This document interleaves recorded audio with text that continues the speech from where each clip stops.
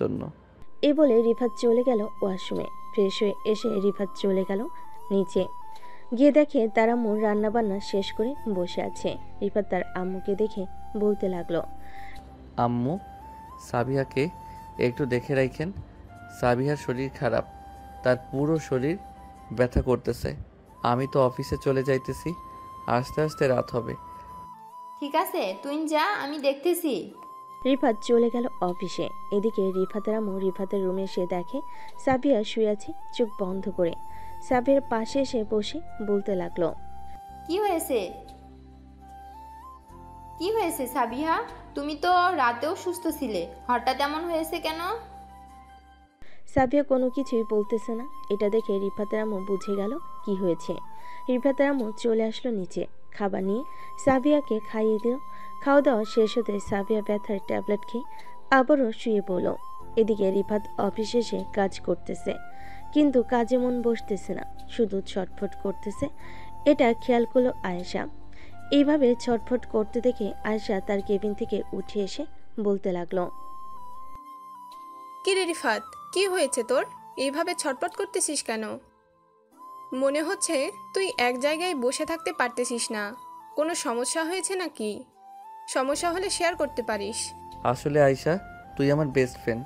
তোর ভাবিকে রাতে আদর করেছিলাম, সকালে ঘুম থেকে উঠতে পারে নাই, সারা শরীর নাকি ব্যথা করতেছে। এখন আম্মু নাকি খাবার খাইয়ে ওষুধ খাইয়ে দিয়েছে, কিন্তু আমার মন বসতেছে না কাজে। কি করব বুঝতে পারছি না। আচ্ছা, তুই বসে থাক, আমি ম্যাডামকে বলে দেখি। যদি ম্যাডাম ছুটি দেয় তোকে তাহলে তো দিল, আর না হলে 8টার দিকে চলে যাবি বাসায়, তাহলেই হবে। এ বলে আয়েশা চলে আসলো তার বসের কেবিনে। ভিতরে প্রবেশ করে আয়েশা তার বসকে উদ্দেশ্য করে বলতে লাগলো, ম্যাডাম, রিফাতের একটু সমস্যা হয়ে গেছে, তাকে আজকের দিন ছুটি দিতে পারবেন? সে ভয়ে বলতে পারতেছে না আপনাকে। কি সমস্যা হয়েছে আমাকে বলো, আমি দেখতেছি। আসলে এটা তাদের পার্সোনাল সমস্যা, মানে রিফাতের স্ত্রী একটু অসুস্থ, তো এর জন্য সে ছুটি চাইছিল। এখন যদি ছুটি দিতেন তাহলে সে চিন্তামুক্ত হতে পারত। আচ্ছা, তুমি এক কাজ করো, রিফাতকে গিয়ে বলো যে ফাইলগুলো দেখা হয়েছিল ওই ফাইলগুলো দিয়ে বাকি ফাইলগুলো তার বাসায় নিয়ে যাওয়ার জন্য। যদি বাসায় বসে দেখতে পারে তাহলে তো দেখলো, আর না দেখতে পারলে কালকে অফিসে এসে তারপর দেখবে। ঠিক আছে ম্যাডাম, আর আপনাকে অনেক ধন্যবাদ ছুটি দেওয়ার জন্য। এই বলে আয়েশা চলে গেল রিফাতের কাছে। রিফাতকে গিয়ে বলতে রিফাত ফাইলগুলো তার বসের কেবিনে দিয়ে বাকি ফাইলগুলো নিয়ে বাড়ির উদ্দেশ্যে রওনা দিল। বেশ কিছুক্ষণ পর রিফাত চলে আসলো বাসায়। কলিং বেল দিতেই রিফাতের আম্মু এসে দরজা খুলে দিল। কি রে রিফাত, কি রে রিফাত, অফিস থেকে চলে আসলি যে? কাজ নেই নাকি আজকে? কাজ আছে, আসলে মাথা ব্যথা করছিল তো একটু, এর জন্য আর কি আমি চলে এসেছি সকল কিছু নিয়ে। ঠিক আছে, তুই রুমে যা, আমি তোর জন্য কফি নিয়ে আসতেছি। কফি খেলে তোর মাথা ব্যথা কমে যাবে। রিফাত কি চলে আস রিফাতকে চলে আসতে দেখে বলতে লাগলো। রিফাত মাথা নাড়িয়ে চলে গেল তার রুমে। গিয়ে দেখে সাবিয়া ঘুমাচ্ছে। সাবিয়াকে না ডেকে রিফাত চেয়ারে বসে কাজ করতে লাগলো।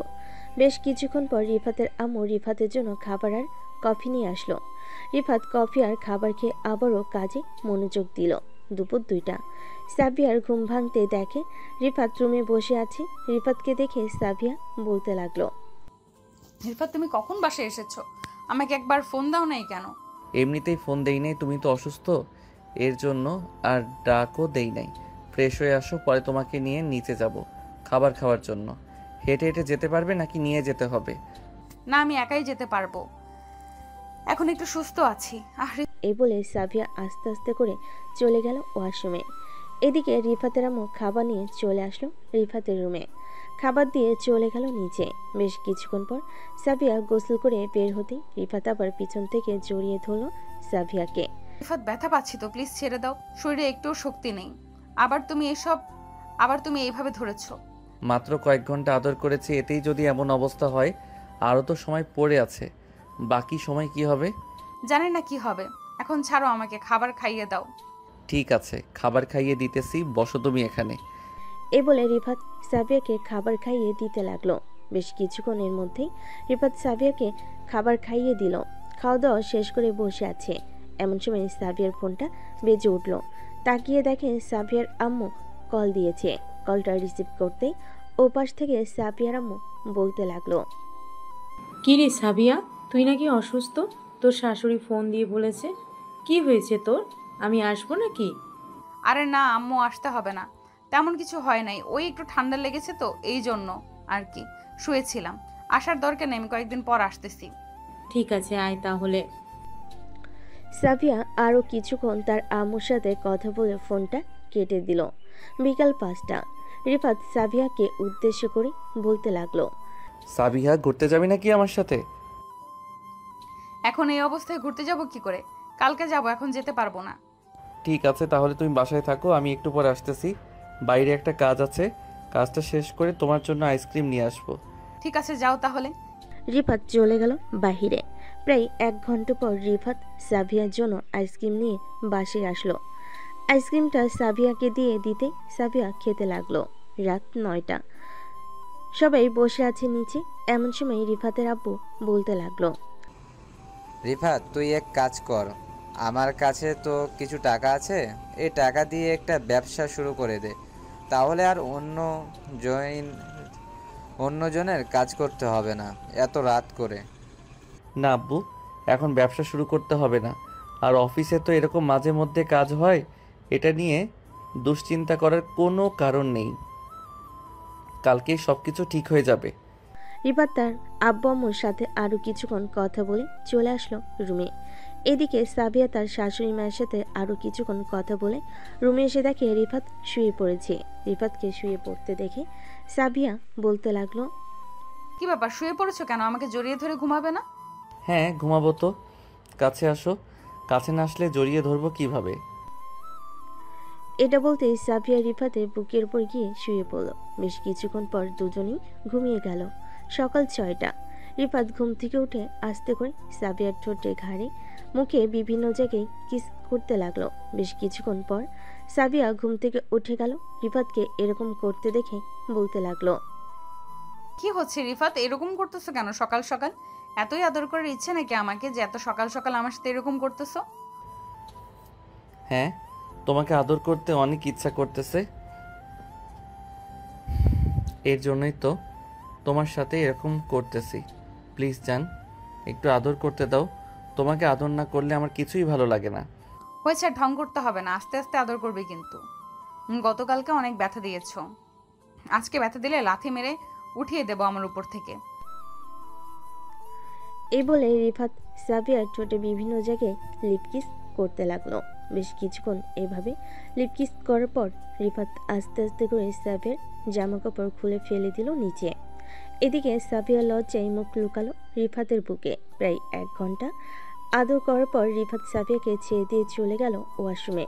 বেশ কিছুক্ষণ পর বাইরে আসতেই দেখতে পেল সাবিয়া এখনো শুয়ে আছে।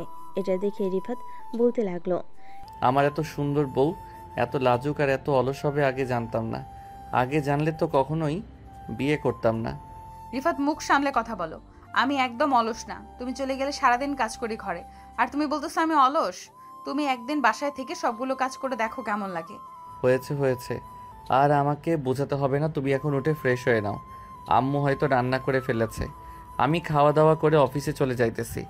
এ বলে রিফাত চলে গেল নিচে। খাওয়া দাওয়া করে অফিসে চলে গেল। এদিকে সাবিয়া ফ্রেশ হয়ে নিচে আসতেই তার শাশুড়ি আম্মু বলতে লাগলো,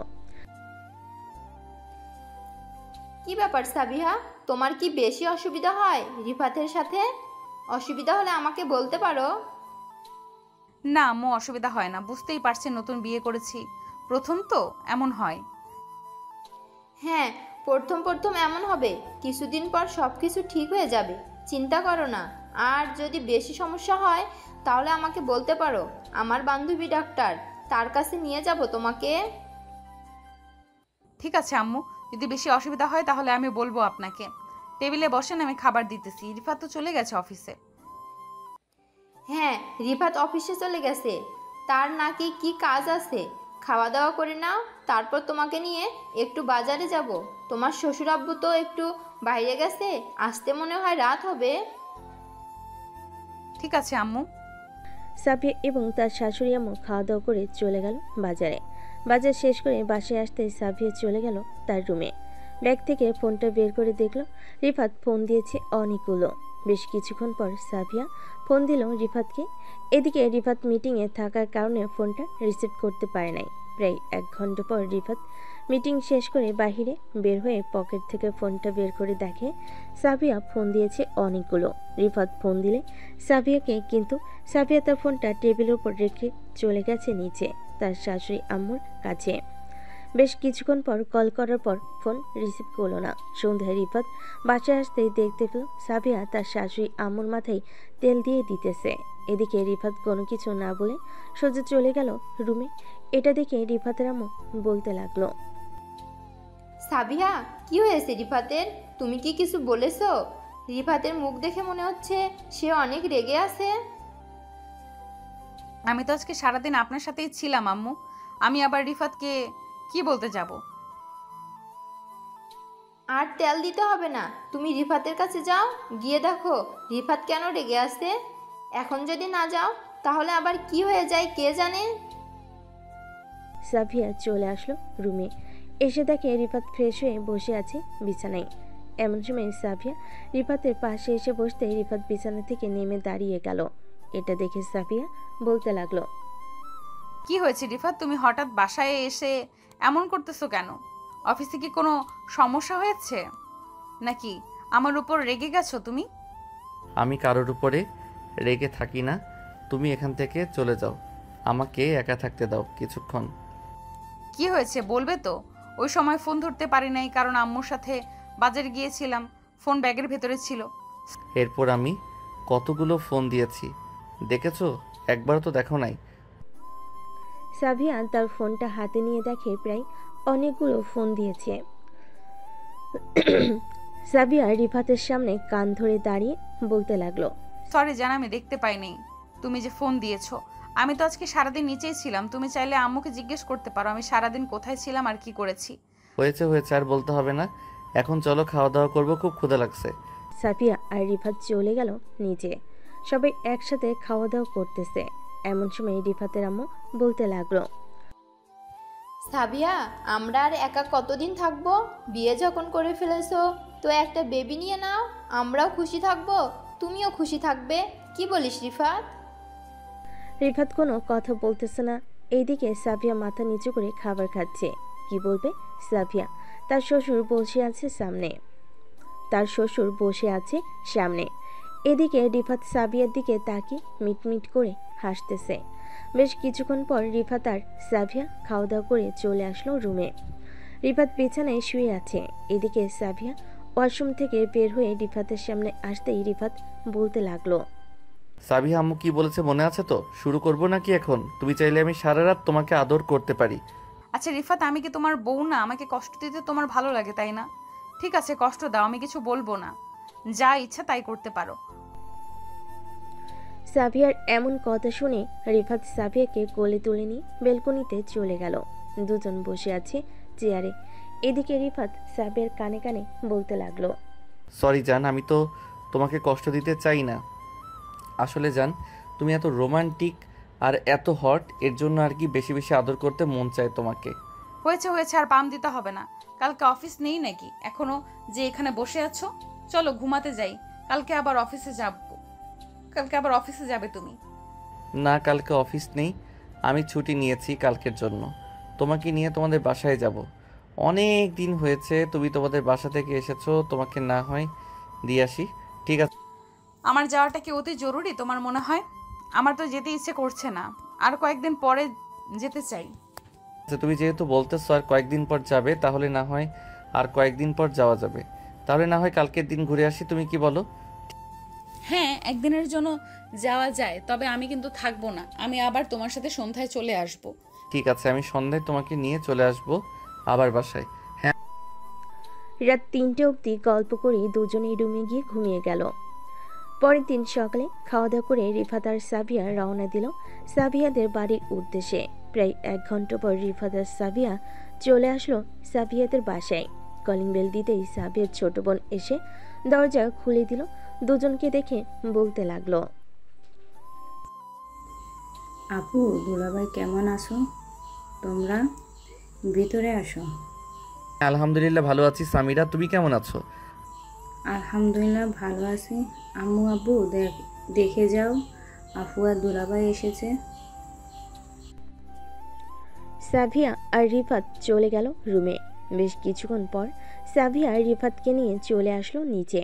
এসে দেখে তার ছোট বোন সামিরা আর তার আম্মু রান্না করতেছে। তাদের সাথে সাভিয়াও রান্না করতে লাগলো। কিরে সাবিয়া, তুই আসবি, আমাকে সকালে ফোন দিয়ে বলবি না? আমি তো কিছুই রান্না করি নাই, এখন জামাই বাবাকে কি খাওয়াবো? আম্মু, আমি মানা করেছি আপনাদের না বলার জন্য। আমি কিছু খাবো না, আমার জন্য রান্না করতে হবে না। বিকালের দিকে আমি আর সাবিহা চলে যাব। আজকে অফিস থেকে ছুটি নিয়েছিলাম, এর জন্য এসেছি। তাই বলে আমাকে জানাবি না? আমাকে জানালে অন্তত কিছু রান্না করে ফেলতাম। সাবিয়ার আব্বু বাজার থেকে মুরগি আর গরুর মাংস নিয়ে আসো, আমি রান্না বসিয়ে দিতেছি। ফ্রিজে অনেক কিছুই আছে। ঠিক আছে, আমি যাইতাছি এক্ষুনি, তুমি রান্না বসিয়ে দাও। সাবিয়া মা, জামাইকে নিয়ে তোর রুমে যা, অনেক দূর থেকে এসেছিস। এদিকে রিফাত শুয়ে আছে বিছানায়। এমন সময় সাবিয়ার ফোনটা বেজে উঠল। তাকিয়ে দেখে অচেনা নাম্বার।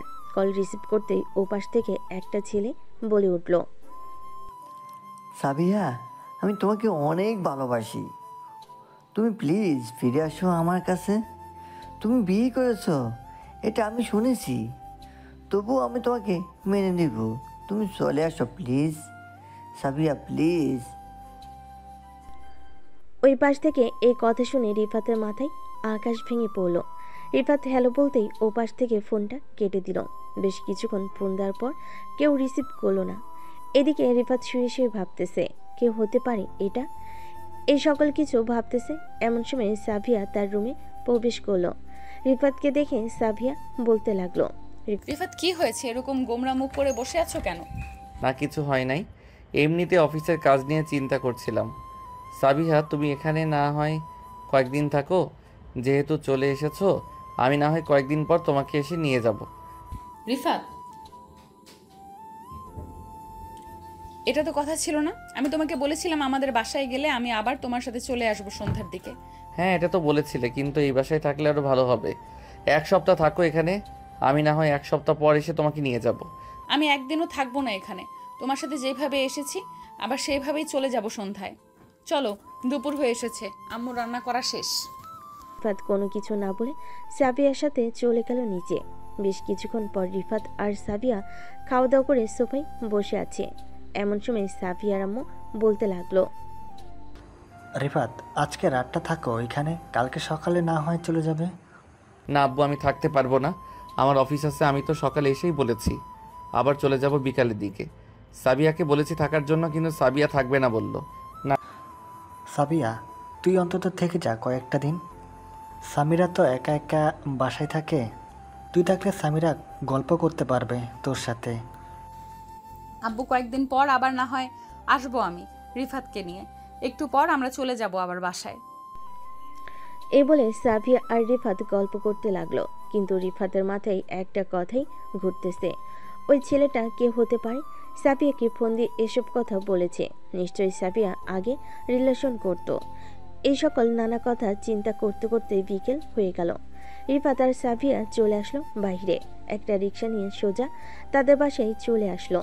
কলিং বেল দিতেই রিফাতের আম্মু এসে দরজা খুলে দিল। দরজা খুলতেই রিফাত সোজা চলে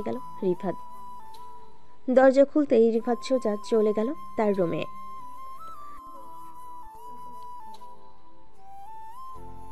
রিফাতের এমন আচরণ দেখে রিফাতের আম্মু বলতে লাগলো, কি ব্যাপার সাবিহা, আবার কি হয়েছে রিফাতের? সে কিছু না বলে চলে গেল, নিশ্চয়ই কিছু হয়েছে তার। জানি না আম্মু, আমাদের বাসায় তো হাসি খুশি ভাবেই গিয়েছিল, কিন্তু এরপর কি হয়েছে আমি নিজেই জানি না। ও আচ্ছা, যাও রুমে যাও, গিয়ে জানার চেষ্টা করো কি হয়েছে। ছেলেটার যে মাঝে মধ্যে কি হয় আমি নিজেই বুঝি না। সাবিয়া চলে গেল রুমে। এদিকে রিফাত বিছানায় শুয়ে আছে। এমন সময় সাবিয়া রিফাতের পাশে এসে শুয়ে রিফাতকে জড়িয়ে ধরে বলতে লাগলো, কি হয়েছে রিফাত, তুমি এমন করতেছো কেন? আমাদের বাসায় কি কেউ কিছু বলেছে তোমাকে? কেউ কিছু বলে নাই, এমনিতেই এমন করতেছি। আচ্ছা সাবিহা, আমাকে একটা কথা বলো তো, তুই বিয়ের আগে কারোর সাথে রিলেশন করেছিলে? না, আমি বিয়ের আগে কারোর সাথে রিলেশন করি নাই। রিলেশন করলে তো আমি তোমাকে আগেই বলে দিতাম, আর আমার সকল কিছু তোমার জানা আছে। তাহলে তাহলে কি রিফাত, আমাকে বলো। লাস্টে 881 নাম্বার, এটা কার দেখো তো। তোমার ফোনে ফোন দিয়েছিল, অনেক কিছু বলেছে। সাবিয়া তার ফোনটা বের করে নাম্বারটা চেক করতে লাগলো। বেশ কিছুক্ষণ চেক করার পর সাবিয়া হাসতে হাসতে বলতে লাগলো, ও আচ্ছা, তুমি এই কারণেই রাগ করে আছো? এই দেখো কে ছিল এটা, এই নাও কথা বলো তুমি। এই বলে সাবিয়া ফোন দিল সেই নাম্বারে ভিডিও কল। ওই পাশ থেকে রিফাতের বেস্ট ফ্রেন্ড আরাফাত হাসতে হাসতে বলতে লাগলো, কিরে শালা, সারপ্রাইজটা কেমন ছিল? সারপ্রাইজ তো দারুণ দিয়েছিস, কিন্তু তুই কবে দেশে আসলি আমাকে একবার জানালি না। আমি আজকে একদিন হয়েছে দেশে এসেছি, এসে তো তোর ভাবির কাছ থেকে ফোন নাম্বারটা নিয়ে কল দিলাম। ভাবিকে আমি জানতাম তুই ফোন ধরবি, এর জন্য ওই সব বলেছিলাম। কালকে সন্ধ্যায় দেখা করতে পারবি নাকি আমার সাথে? কালকে সন্ধ্যায় দেখা করতে পারবো নাকি পারবো না এটা সঠিক বলতে পারছি না। তুই চাইলে এখন দেখা করতে পারিস, কারণ কালকে অফিসে কাজ হয়তো অনেক থাকতে পারে, দেখা নাও করতে পারি। তুই আমতলা বাজারে চলে আয়, আমি ওইখানে আসতেছি কিছুক্ষণের মধ্যে। ঠিক আছে, তুই তাহলে আয়, আমি আমতলা বাজারের দিকে যাইতেছি। এই বলে রিফাত ফোনটা কেটে দিয়ে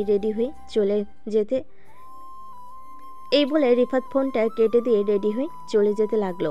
এমন সময় পিছন থেকে সাবিয়া বলতে লাগলো, আসার সময় আমার জন্য আইসক্রিম নিয়ে আসবে, না নিয়ে আসলে কিন্তু খবর আছে তোমার। আদর করতে দিব না রাতে।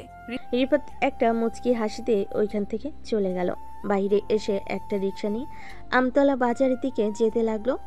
বেশ কিছুক্ষণ পর চলে আসলো আমতলা বাজারে। এসে দেখে আরাফাত চায়ের দোকানে বসে চা খাচ্ছে। এদিকে রিফাত আরাফাতকে পেছন থেকে জড়িয়ে ধরে বলতে লাগলো, বন্ধু কেমন আছিস? অনেকদিন পর তোর সাথে দেখা, প্রায় 4 বছর পর তোর সাথে দেখা হয়েছে। হ্যাঁ বন্ধু, ভালো আছি। আর 4 বছর পর না, প্রায় 5 বছর পর দেখা হয়েছে তোর সাথে। ভাবতেছি আর যাব না দেশে একটা বিজনেস খুলে বিজনেস করব। শুক্রবার তো তোর অফিস বন্ধ থাকে, তোর সাথে না হয় একটা বিজনেসের ব্যাপারে কথা বলবো। ঠিক আছে তাহলে। রিফাত আর আরাফাত রাত 10টা অবধি আড্ডা দিয়ে দুজন চলে গেল দুজনের বাসায়। রাতে খাওয়া দাওয়া করে রিফাত বিছানায় শুয়ে আছে। এমন সময় সাবিয়া আসলো রিফাতের কাছে আর বলতে লাগলো, রিফাত, তুমি কি এখনো আমার উপর রেগে আছো? এটা তো আমার অপরাধ না। আমি কি জানতাম তোমার বন্ধু আমাকে এসব বলবে? সরি জান, তোমার উপর রাগ করার জন্য। আসলে আমি নিজেই বুঝতে পারি নাই যে আরাফাত দেশে এসে এরকমভাবে সারপ্রাইজ দিবে আমাকে। সরি সরি সরি, প্লিজ আমাকে মাফ করে দাও। না, মাফ করব না তোমাকে। আর কি বলে দিয়েছিলাম আনার জন্য, তুমি আনো নাই, এর জন্য আরও মাফ করব না। আমার কাছ থেকে দূরে যাও, না হলে কিন্তু লাথি মেরে জানলা দিয়ে বাইরে ফেলে দিব তোমাকে। হ্যাঁ, বললেই হলো নাকি? আমি তোমার জামাই, তুমি আমাকে এরকমভাবে অপমান করতে পারো না। অপমান করলে কিন্তু আমি কান্না করব, তাও আবার জোরে জোরে কান্না করব, তখন আম্মু এসে তোমাকে বকা দিবে। যত ইচ্ছা কান্না করো, আমি একবার যখন বলেছি সো আমার কথা নড়বড় হবে না। তুমি আজকে রাতে আমাকে জড়িয়ে ধরে ঘুমাতে পারবে না। আমি এক পাশে ঘুমাবো, তুমি এক পাশে ঘুমাবে। তুমি ওই পাশে যাও বলতেছি। সাবিয়া দুজনের মধ্যে একটা কোলবালিশ দিয়ে এই পাশে শুয়ে পড়ল সাবিয়া, অন্যদিকে রিফাত শুয়ে আছে ওই পাশে। এদিকে রিফাতের ঘুম আসতেছে না, প্রায় 2 ঘন্টা চলে গেল, কিন্তু রিফাতের চোখে এখনো ঘুম নেই। বেশ কিছুক্ষণ পর রিফাত আস্তে আস্তে করে কোলবালিশটা সরিয়ে যেয়ে সাবিয়াকে জড়িয়ে ধরতে যাবে, এমন সময় সাবিয়া বলতে লাগলো, রিফাত, আমি কিন্তু বলে দিয়েছি তুমি আমাকে জড়িয়ে ধরে ঘুমাতে পারবে না। এখন যদি তুমি আমাকে জড়িয়ে ধরে ঘুমাও তাহলে কিন্তু আমি আম্মুকে ডাকতে বাধ্য হব, আর বলবো তুমি আমাকে পিটিয়েছো। এত বড় মিথ্যা অপবাদ দিতে পারবে তুমি আমার নামে? যাও, তোমার সাথে কথা বলবো না, আমি ঘুমালাম। এই বলে রিফাত মাঝখানে আবার কোলবালিশটা দিয়ে ঘুমের দেশে পাড়ি জমালো। এদিকে সাবিয়া রিফাতের এমন কাণ্ড দেখে মিটমিট করে হাসতে লাগলো। প্রায় আধা ঘন্টা হয়ে গেছে, রিফাতে কোনো রেসপন্স পাচ্ছে না দেখে সাবিয়া রিফাতের দিকে ঘুরতে দেখতে পেল রিফাত ঘুমিয়ে গেছে। বেশ কিছুক্ষণ পর সাবিয়া আস্তে আস্তে করে রিফাতকে জড়িয়ে ধরল। এদিকে রিফাত ঘুমের ঘরে সাবিয়াকে বকাবকি করতেছে। চলুন শুনে আসি কি কি বকাবকি করতেছে। আর কোনোদিন আমার সাথে কথা বলবি না শাকচন্নি, তুই আমার বউ না, তুই আমাকে শুধু বকাবকি করিস। আমি তোকে ভালোবাসবো না, একটু আদর করব না, তুই আমার কোনো কথা শুনিস না। এসব বলতেছে রিফাত। এমন সময় সাবিয়া রিফাতকে জড়িয়ে ধরে রিফাতের ঠোঁটের সাথে ঠোঁট মিলিয়ে দিল। আস্তে আস্তে করে সাবিয়া রিফাতের ঠোঁটে কামড় দিতেছে। বেশ কিছুক্ষণ পর কামড় দেওয়ার পর রিফাতের ঘুমটা ভেঙে গেল। রিফাত তার উপরে সাবিয়াকে দেখে তাড়াতাড়ি করে তার উপর থেকে নামিয়ে দিল আর বলতে লাগলো, তুমি আমার কাছে আসবে না, আমি তোমাকে একটু ভালোবাসবো না এখন থেকে। তুমি তোমার মতো থাকো, আমি আমার মতো থাকবো আজ থেকে। কি বললি কুত্তা? এখন আমি কিন্তু রেগে গেলে তোর অবস্থা খারাপ হয়ে যাবে, এ বলে দিলাম। আমাকে রাগিয়ে দিস না, রাগিয়ে দিলে তুই নিজেও ঠিক থাকবি না, আবার আমাকে ঠিক থাকতে দিবি না। কি করবি শুনি, দেখি তুই কি করতে পারিস আমার। এ বলে রিফাতের মুখে এই কথা শুনে সাবিয়া রেগে গেল। বিছানা থেকে উঠে সাবিয়া রুমের এক পাশ থেকে বিছানার ঝাড়ু নিয়ে এসে ঠাস ঠুস করে রিফাতকে পিটাতে লাগলো। পিটানোর শব্দ শুনে রিফাতের আব্বু তাড়াতাড়ি করে রুমে চলে আসলো রিফাতের রুমের সামনে আর ডাকতে লাগলো সাবিয়াকে। সাবিয়া, এই সাবিয়া, কি হয়েছে? রিফাত এরকম ভাবে চিল্লাচিল্লি করতেছে কেন? আম্মু, আপনার ছেলে চিল্লাচিল্লি করতেছে, এটা আপনারা কানে দিবেন না। আপনার ছেলে অনেক ফাজিল হয়ে গেছে, সে আমাকে একটুও ভালোবাসে না, আমার প্রতি রাগ দেখায় অনেক। এর জন্য এত রাতে আপনার ছেলেকে পিটাইতেছি। যেহেতু পিটাইতেছো, আর একটু ভালোভাবে পিটাও, যাতে ছেলেটা আমার ভালো হয়ে যায়। আমার কথা শোনে না, তোমার কথাও শোনে না, তাকে তো মারধর করতে হবে। মারধর না করলে সে ঠিক হবে না। রিফাতের আব্বু, চলো আমরা গিয়ে ঘুমিয়ে পড়ি। এ বলে রিফাতের আব্বু চলে গেল রুমে। বেশ কিছুক্ষণ সাবিয়া রিফাতকে পেটানোর পর রিফাতের মুখ টিপে বলতে লাগলো, কিরে, আমার সাথে আরো এরকম ব্যবহার করবি? এতদিন কিছু বলি নাই, অনেক অত্যাচার সহ্য করেছি, এখন আমার অত্যাচার সহ্য করার জন্য প্রস্তুত হও। প্লিজ জানেমান, আমাকে আর মাইরো না। এই দেখো কত জায়গায় মেরে ব্যথা করে দিয়েছো। কালকে আমি অফিসে যাব কি করে, আর যদি আমার এই অবস্থা দেখে কেউ, তাহলে আমি তাদেরকে কি বলবো? কি বলবি মানে? যে রাতের বেলা আমি আমার বউয়ের কথা শুনি নাই, এই জন্য আমার বউ আমাকে পিটিয়েছে? বলতে পারবি না? না বলতে পারলে আমাকে ফোন দিস, আমি বলে দিবনি। ঠিক আছে জানেমান, তোমাকে ফোন দিব। এখন তো আমার মুখটা ছাড়ো, এভাবে টিপে ধরে রেখেছো। আমি কি ছোট মানুষ নাকি যে আমার মুখ এভাবে টিপে ধরে আছো? তুই ছোট মানুষ না, তুই দামড়া একটা পোলা। তুই চাইলে অনেক কিছুই করতে পারিস, কিন্তু করার সুযোগ দেব না। এখন থেকে আমার অত্যাচার সহ্য করবে। তুই যা যা বলবো তাই তাই করতে হবে তোকে। ঠিক আছে, আমি সব কিছু করতে রাজি আছি, এখন তো ছেড়ে দাও। আমার পুরো শরীর ব্যথা করে ফেলেছো মেরে। সাবিয়া রিফাতকে ছেড়ে দিয়ে বিছানা থেকে উঠে চলে গেল ওয়াশরুমে। এতক্ষণ রিফাতকে মারার কারণে সাবিয়ার পুরো শরীর ঘেমে গেছে। সাবিয়া গোসল করে এসে বসতেই রিফাত বলতে লাগলো, জানেমান, তোমার মাথায় চিরুনি করে দেই আমি। তোর মতলব তো ঠিক লাগতেছে না, আমার মাথায় চিরুনি দিয়ে দিতে হবে না। তুই চুপচাপ শুয়ে থাক, তোকে পিটানোর কারণে আমি হাঁপিয়ে গেছি। রিফাত চুপচাপ শুয়ে রইল বিছানায়। এদিকে সাবিয়া তার চুল শুকিয়ে বিছানায় শুয়ে পড়তে রিফাত আস্তে আস্তে করে সাবিয়ার কোমরে একটা হাত রাখলো। সাবিয়ার কোনো রেসপন্স পাচ্ছে না দেখে রিফাত একটু জোরে সাবিয়ার কোমরে টিপ দিতে সাবিয়া রিফাতের দিকে ঘুরে ঠাস করে তার গালে চড় মেরে দিল দুইটা, আর বলতে লাগলো, লুচ্চা বেটা, তুই কোনোদিন ভালো হবি না। ভাবছিলাম তুই কিছু করবি না, কিন্তু তুই এখন তো দেখি আমার উপর অত্যাচার করতেছিস। এখন থেকে আমি তোর উপর অত্যাচার করব, আর একবার যদি আমার শরীরে টাচ করেছিস তাহলে এখন তো দুইটা চড় মেরেছি, পরের বার ওয়াশরুম আটকিয়ে ঠান্ডা বরফের পানি দিয়ে গোসল করাবো তোকে। সাবিয়ার এরকম কথা শুনে রিফাত আরও ভয় পেয়ে গেল। এতদিন রিফাত ভয় পায় নাই সাবিয়াকে, কিন্তু আজকে সাবিয়ার এমন রূপ দেখে সত্যি সত্যি ভয় পাইতেছে। রিফাত বিছানা থেকে উঠে চলে গেল বেলকনিতে। বেশ কিছুক্ষণ হয়ে গেছে, রিফাত এখন আসছে না দেখে সাবিয়া বিছানা থেকে উঠে রিফাতের কাছে চলে গেল। রিফাতের ঘাট ধরে রুমের ভিতর নিয়ে আসলো আর বলতে লাগলো, এখন ভোর 4টা বাজে, তাড়াতাড়ি ঘুমা। 2 ঘন্টা ঘুমাবি, 2 ঘন্টা পর আমি তোকে ডেকে দিব, আর সকাল থেকে একটা রুটিন হবে। তুই এই 2 ঘন্টা ঘুমা, আমি এই 2 ঘন্টার ভেতরে রুটিন তৈরি করতেছি। রুটিন অনুযায়ী না চলতে পারলে তোকে অন্য মেয়ের সাথে বিয়ে করিয়ে দেব। আমি তোমার রুটিন অনুযায়ী চলবো না, তাড়াতাড়ি করে আমাকে বিয়ে করিয়ে দাও। আমি তোমার কাছ থেকে অনেক দূরে চলে যেতে চাই। আজকে যা দেখাইলে তুমি, পরবর্তীতে আবার কি জানি করো। তুই তো লুচ্চা নাম্বার 1। আমি তো ভেবেছিলাম তুই বলবি আমাকে নিয়ে সংসার করবি, কিন্তু তুই তো দেখি আরেকটা বিয়ে করার জন্য রাজি হয়ে গেছিস। এখন তো তোকে কি করব আমার মাথায় কাজ করতেছে না। এসব বলতেছে সাবিয়া আর মাথা চুলকাচ্ছে। বেশ কিছুক্ষণ যাওয়ার পর সাবিয়া বালিশটা দিয়ে ঠাস ঠাস করে রিফাতের মুখে মারতে লাগলো। বেশ কিছুক্ষণ পেটানোর পর সাবিয়া বলতে লাগলো, আজকের মতো তোকে ছেড়ে দিলাম। আজকে অনেক অত্যাচার করে ফেলেছি তোর উপর। বেশি অত্যাচার করলে আবার তুই আমার কাছ থেকে দূরে চলে যাবি। এখন তাড়াতাড়ি ঘুমা। রিফাত কিছু না বলে ঘুমিয়ে গেল। বেশ কিছুক্ষণ পর সাবিয়া রিফাতের দিকে তাকাতেই দেখতে পেল রিফাত ঘুমিয়ে গেছে। এটা দেখে সাবিয়া আস্তে করে রিফাতের কাছে গিয়ে রিফাতের কপালে এবং ঠোঁটে লিপকিস করে আবার শুয়ে পড়ল তার বালিশে। সকাল 6টা। রিফাত ঘুম থেকে উঠে যে বিছানা থেকে ওয়াশরুমের উদ্দেশ্যে যেতে যাবে, এমন সময় ঠাস করে নিচে পড়ে গেল। এটা দেখে সাবিয়া দৌড়ে এসে রিফাতকে নিচ থেকে টেনে তুলল আর বলতে লাগলো, কি ব্যাপার, তুমি পড়ে গেলে কিভাবে নিচে? হয়েছে, আর আমাকে ধরে তুলতে হবে না, আমি একাই উঠতে পারবো।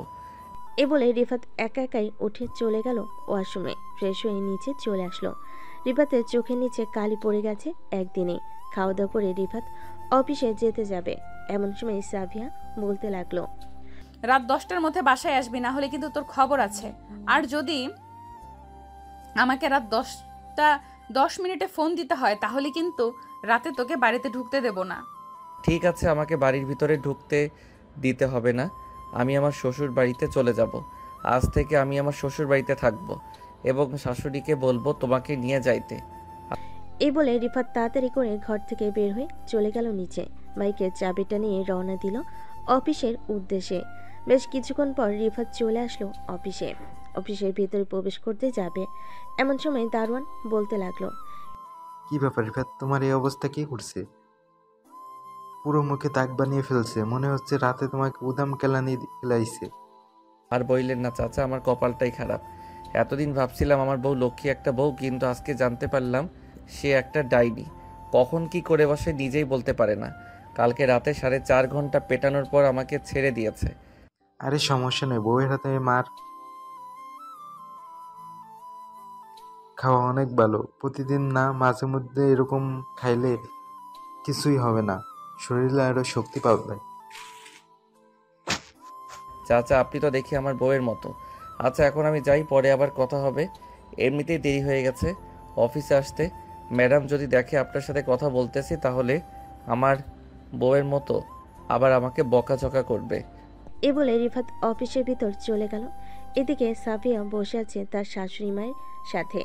বেশ কিছুক্ষণ গল্প করার পর রিফাতের আম্মু বলতে লাগলো, সাবিয়া, রাতে কি হয়েছিল? তুমি রিফাতকে ওইভাবে পিটিয়েছিলে কেন?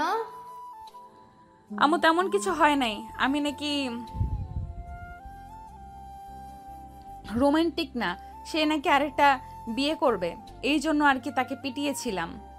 2 দিন তো বিছানায় শুয়েই রেখেছিল আমাকে। ওইটা মনে নাই, এর জন্য মনে করিয়ে দিলাম কালকে রাতে পিটিয়েছি। একদম ঠিক করেছো। এরকম ছেলের এরকম হওয়া দরকার। মাঝে মধ্যে এরকমভাবে পিটাবে, দেখবে একদম সোজা হয়ে যাবে। তোমার শ্বশুর আব্বাকেও আমি পিটিয়েছিলাম, পরে একদম ঠিক হয়ে গেছে। দেখো না, এখন আমার কথায় উঠবোস করে। যেখানে যাই আমরা কাছে বসে যাই। হ্যাঁ শাশুড়ি আম্মু, দেখেছি। সাবিয়া তার শাশুড়ি মায়ের সাথে কথা বলতে লাগলো। এদিকে রিফাত তার কেবিনে প্রবেশ করতে আয়েশা সে রিফাতকে উদ্দেশ্য করে বলতে লাগলো, কিরে রিফাত, রাতে কি যুদ্ধ হয়েছিল ইঁদুর আর বিড়ালের? তোর মুখের এরকম অবস্থা, মনে হয় ওই বিড়ালটা করেছে, তাই না? বাহ, খুব সুন্দর জিনিস এঁকে দিয়েছি তোর মুখে। দোয়া করি এই দাগগুলো যাতে তোর মনে থাকে। কুত্তি, তুই আবার এসেছিস আমাকে রাগিয়ে দেওয়ার জন্য। সারা রাত আমার বউ আমাকে পেটিয়েছে, এই দুঃখে আমি মরে যাইতেছি, আর তুই আমাকে এসে এসব বলতেছিস? আরে মাঝে মধ্যে এরকম কিছু মাইর খাইতে হয়, মাইর না খাইলে শরীর সুস্থ থাকবে কি করে? দুদিন তো ভাবিকে বিছানায় শুইয়ে রেখেছিলি, এটার জন্য হয়তো ভাবি তোমাকে ও এরকমভাবে পিটাইছে মিস্টার রিফাত। দুজনেই কথা বলতেছে, এমন সময় তাদের বস এসে তাদের সামনে দাঁড়ালো। তাদের বসকে দেখে রিফাত বলতে লাগলো, ম্যাডাম কালকে যে ফাইলগুলো দিয়েছিলেন ওই ফাইলগুলোর কাজ শেষ। ওইগুলোকে আপনি নিয়ে যাবেন নাকি ম্যানেজার এসে নিয়ে যাবে? ম্যানেজার এসে নিয়ে যাবে। আর তোমার মুখে এই অবস্থা কে করেছে? আগে তো তোমার মুখের অবস্থা এরকম ছিল না। নিশ্চয়ই কারোর সাথে ঝগড়া করেছো, তাই না? আরে না ম্যাডাম, আমি কারোর সাথে ঝগড়া করি নাই। বাসায় একটু বউয়ের সাথে রাগারাগি করেছিলাম, এরপর থেকে আমার এই দশা। ম্যাডাম আরেকটা কথা, আমাকে রাত 9টায় ছেড়ে দিবেন। 10টার মধ্যে বাসায় যদি না যাই তাহলে আমার কপালে দুঃখ লেখা আছে, বাসা থেকে বলে দিয়েছে। তোমার বউয়ের নাম্বার দাও তো, আমি তোমার বউয়ের সাথে কথা বলতেছি। তোমার বউ কেন তোমার সাথে এরকম করেছে এটা জানতে চাই আমি। রিফাত তার বইয়ের নাম্বারটা দিয়ে দিল। এদিকে রিফাতের বস চলে গেল তার কেবিনে। ফোন নাম্বারে ফোন দিল। বেশ কিছুক্ষণ পর সাভিয়া ফোনটা রিসিভ করে কানে কাছে নিতেই ওপাশ থেকে পরিচিত কণ্ঠ ভেসে আসলো।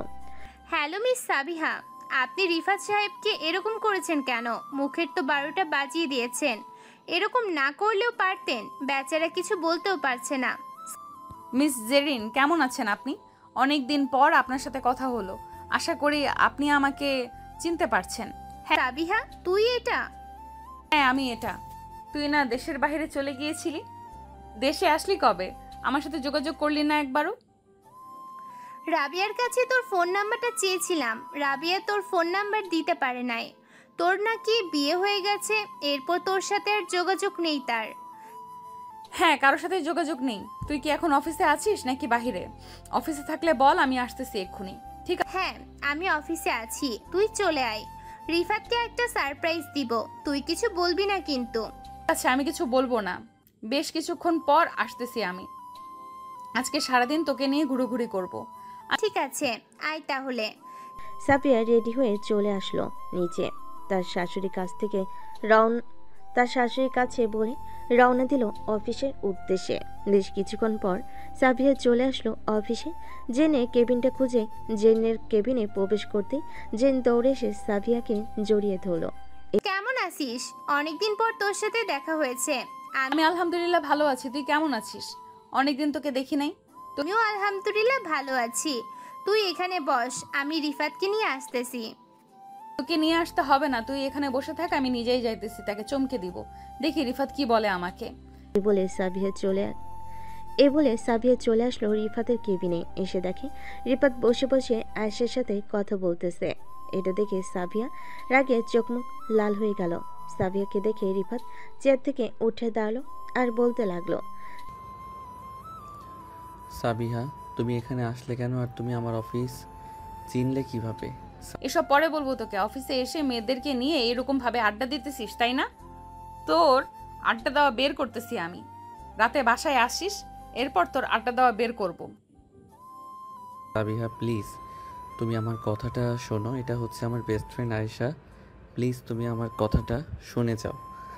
সাবিয়া কোনো কথা না শুনে চলে আসলো জেনের কেবিনে।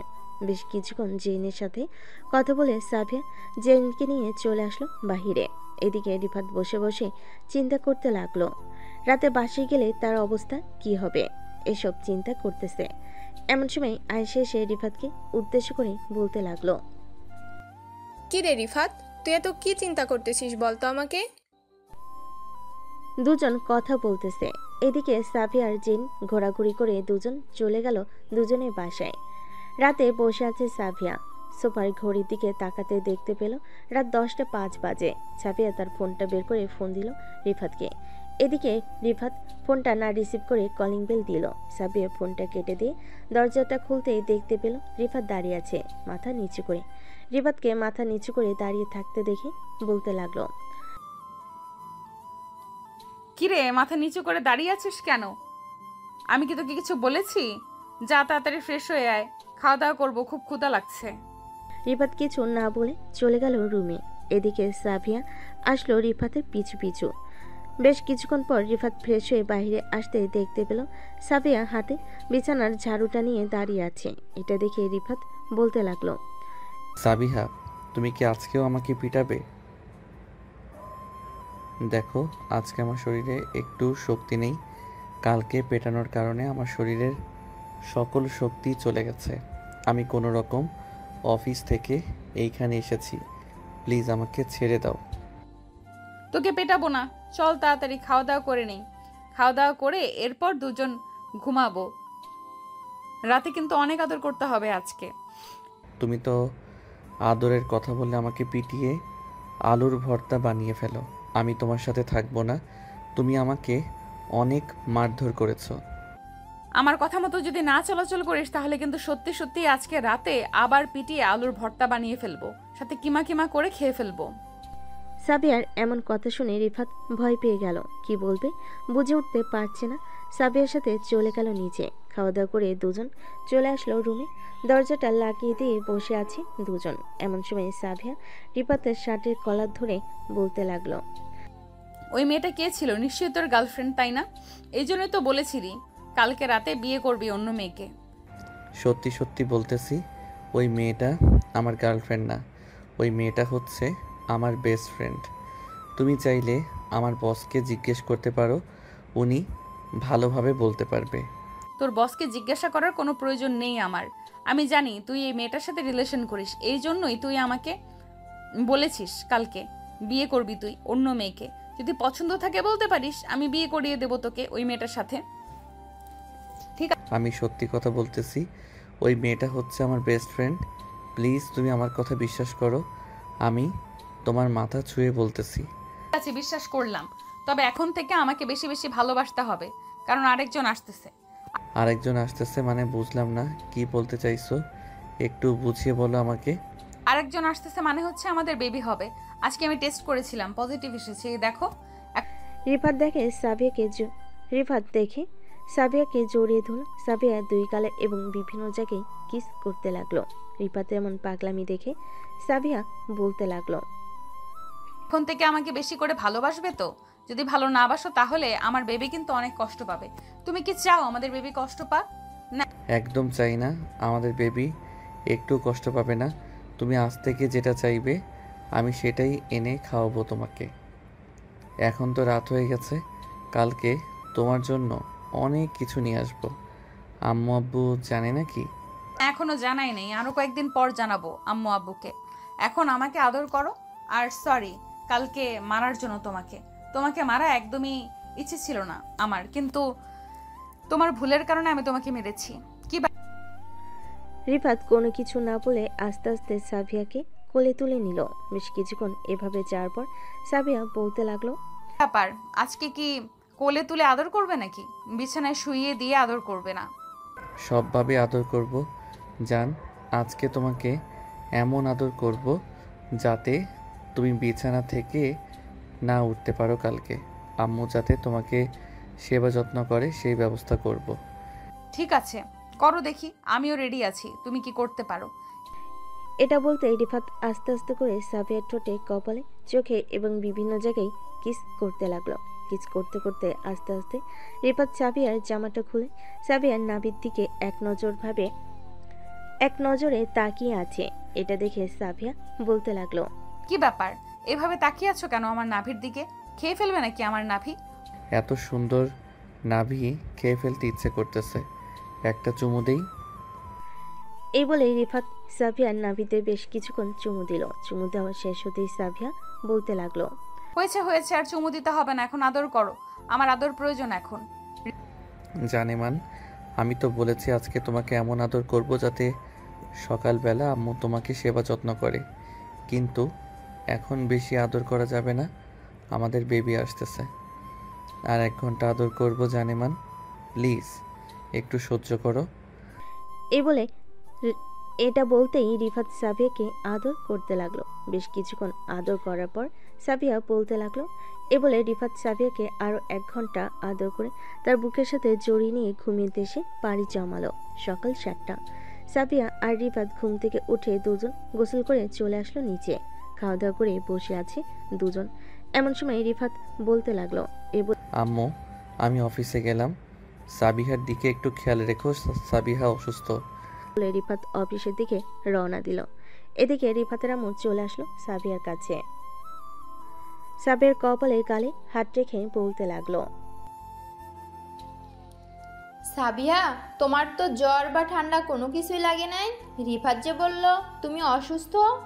আসলে আম্মু, আমাদের বেবি আসতে চলেছে, ডাক্তারের কাছে যাইতে হবে। রিফাত বলেছে আপনাকে নিয়ে বিকেলে ডাক্তারের কাছে যাওয়ার জন্য।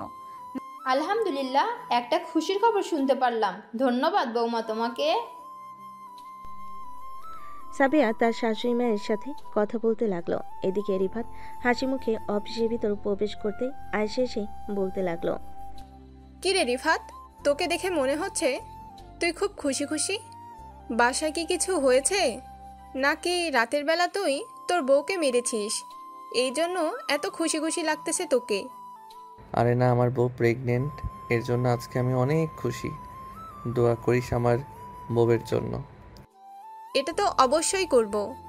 এখন কাজ কর, একটু পর ম্যাডাম বলেছে কয়েকজন ক্লায়েন্ট আসবে, তাদের সাথে নাকি কথা বলতে হবে তোকে। আচ্ছা, তাহলে তুই তোর কেবিনে যা, আমি কাজ করি। এ বলে রিফাত তার কাজ করতে লাগলো। প্রায় আধা ঘন্টা পর কয়েকজন ক্লায়েন্ট আসলো। রিফাত তাদের সাথে কথা বলে কয়েকটা প্রজেক্ট নিয়ে নিল, গ্রাফিক্স ডিজাইনের প্রজেক্ট।